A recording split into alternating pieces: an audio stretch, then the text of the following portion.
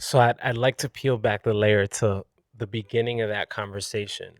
And I'm curious to know where you think people find themselves most often in an environment with like a low level energy, or like where there's a lot of negative, conversations happening around them. Where do you feel like that happens most often? Because maybe for the people that aren't aware, if they can realize that, become aware of like these environments are probably bringing your level down, your thoughts down, then at least it gives them the opportunity, one, to be aware, and then start removing themselves from those environments. That's a great question. Best way to really understand what kind of environment you're in, record the conversation and then play it back and listen to it and see what kind of words, what kind of language is being used. Because when we think about words and communication, right, it's something as people we created so we can transfer feelings, so we can transfer action, so we can build things, so we can create things. So see what language you're using. What do those words mean? And so let's talk about the meaning of what we know, right? That in itself is already a powerful concept because of the meaning of what we know. It's like if I say tsunami, I know I'm talking about a tidal wave that's massive magnitude, massively, right? If I say the moon, I know I'm talking about that big rock that's outside the Earth's orbit. I know if I'm talking about the sun, I know I'm talking about this yellow ball of energy and fire. See, that's meaning of what I know. If I say belief, I know I'm talking about what's true to me. If I say someone's fear, the word fear, I know that's talking about what someone doesn't want to do because they get a bad feeling and emotion from it. So at that very moment, ask, are they having encouraging conversations and conversations of doing? Or are they talking about people? Are they talking about things? Are they talking about things outside of themselves? Because if the conversation is external and about others and about worldly things, where are you building from that?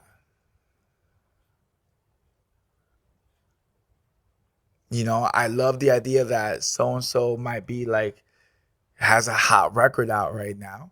But ask yourself, how is talking about a hot record really improving your life? How is talking about the specs of a Lamborghini really improving your life? As in supposed to asking yourself, what do I have to do so I can come out with a hot record? What do I have to do so I can own a Lamborghini? Same topics, but you see, one has to do with what's out there, and the other one has to do with what am I doing so I can move towards that? What actions am I taking? What am I going to build with my life? Because most people, they don't talk about things that are going to exponentially grow them. And what are those things? It's actually really simple. It's ideas. Ideas. Netflix was born out of an idea. Amazon, Jeff Bezos, it was an idea. He said, oh, you know what? I'm going to go to the internet. It was a bookstore. Then he's like, hey, what can be convenient to people? I wonder if I can find a way to build a system where I can get things to people within a day or two and then help distributors out. So he solved the problem from an idea. How can I make this even faster? He started Amazon warehouses, and he already has the goods there. So he created an infrastructure. Everything's an idea. Blockbuster, right? Everybody remembers that, the video store? Netflix offered them their idea, and they said, no way. And now they don't exist any longer. It's everything's an idea. Now, how do you know what's a good idea or a bad idea? You gotta try it. If I don't try it, how do I know?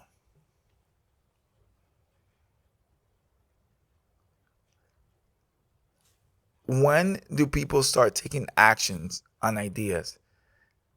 And then understand that it also takes time to build ideas. I tell people all the time, you want to be an entrepreneur? That's the best thing you could do, because you're gonna build freedom. But before that freedom, 7 days a week are probably gonna take you 3 to 10 years. It takes time.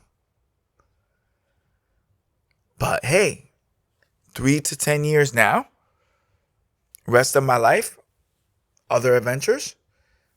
Or do I, nah, you know what? I like my routine. I like my weekends off. But people don't think about long term. And the most important thing are the little choices and the little decisions. Those little ones. Those are the ones that matter. The ones that you make every day. You might not think that they don't matter, but they are actually your biggest decision that you make. What you do daily is your biggest decision you make every day. If you're sleeping for 6 to 8 hours, if you're going to work for 8 hours, right? That's already 14, 16 hours gone. Eating, right? 2 hours, right?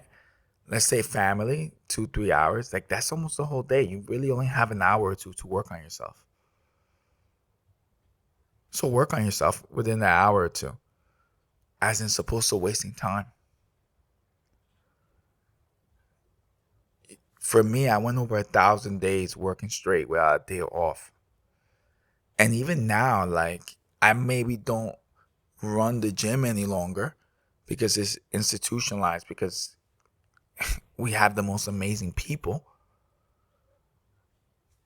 But I take now 4 to 6 hours a day growing myself so I can go and grow everyone around me. So I could grow the team, the leaders, the teachers, the students, everyone who's a part of my life, and anyone who I come across. Because I give it all. I give to everyone. I don't hold back. Because I believe in life. I believe in people. I give everything. Because if I have an understanding that at the level of knowing and information that I have inside me, if I can go and help point the way for someone, I'm not going to be selfish. And I tell my people, hey, listen, whether you help me build the next Amazon or the next Tesla, or you go become an entrepreneur, I'm not holding back on you. I'm giving you everything. Do what you want. And it's important because I believe that end of the day, the freedom is doing things that you love. So I can't imagine telling someone not to follow their dream because I need your help build mine. No, listen, we have the most amazing environment. And if you want to stay in it, I'm going to be responsible for your life. But if you want to go be an entrepreneur, I'm going to support you in your cause. And who knows, you might be hiring us in the future because anything is possible. I don't live life with scarcity or fear or if I do this. No, I'm abundant. Life is abundant. Life has enough for everybody. what I believe is in developing people, giving value to people, and relationships. And end of the day, knock on wood, I have the best relationships in my life. Everything that you see around me is because of the team at Gift and how we are in all these industries that we built a portfolio of work that goes across industries and different sectors, public, educational, corporate, you name it. The students, and I say students, but they teach me so much. Some of my students are my teachers, my mentors.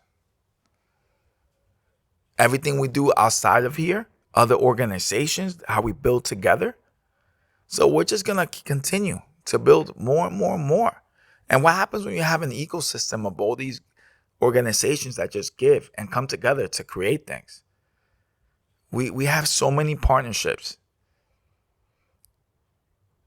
Everything that we do is a base of everyone around us in our world, in our environment, and outside of our environment.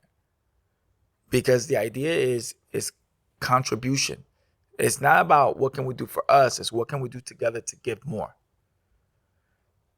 And because of that, guess what? Life will give you more. But life is not going to give you what you're not ready to manage. So learn to manage yourself first.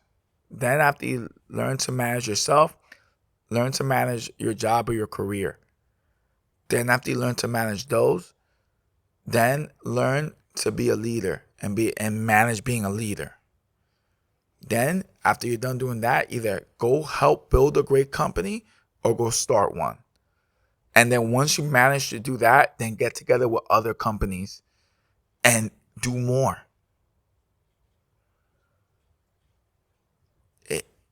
There's breaking points.